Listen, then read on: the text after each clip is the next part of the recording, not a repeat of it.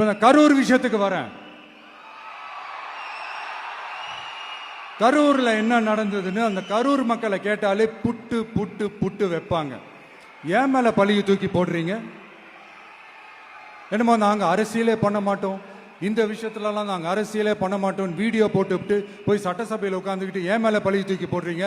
லேட்டா வந்துட்டாருன்னு போலீஸ் கொடுத்த டைம்ல நாங்க இருந்தேன்.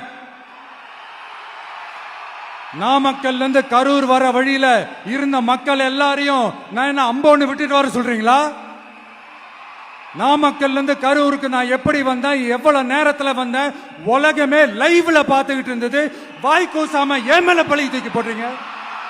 ஒரு மனசாட்சின்றது வேணாம்?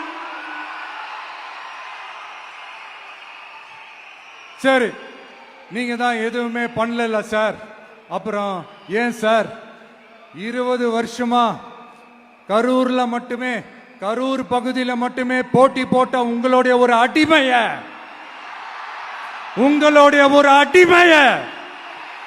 ஏன் கோயம்புத்தூர்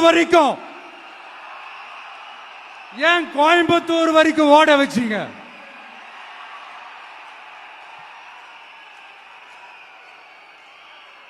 அதனால மக்களே,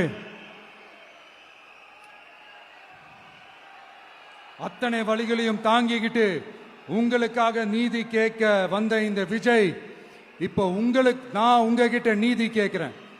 நீங்க தயவு செஞ்சு எனக்கு நீதி வழங்கணும்.